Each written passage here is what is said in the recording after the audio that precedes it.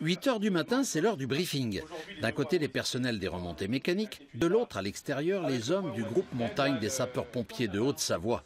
Ils vont agir ensemble sous la direction du responsable des remontées mécaniques de la station. Les rôles sont très bien répartis, nous sommes juste là pour les aider.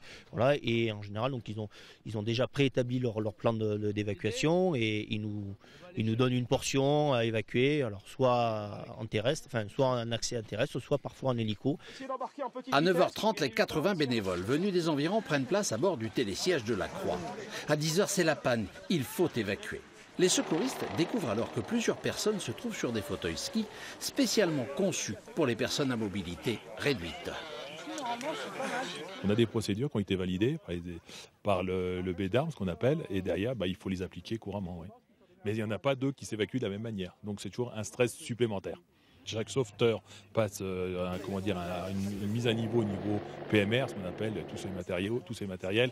On le fait très très souvent parce que par définition c'est un peu plus compliqué qu'une personne normale. En quelques minutes, le fauteuil rejoint le sol, sans à-coups. Mais si l'évacuation se fait par hélicoptère, la manœuvre est totalement différente. L'hélicoptère, par le souffle qu'il génère, on peut entraîner une giration du fauteuil.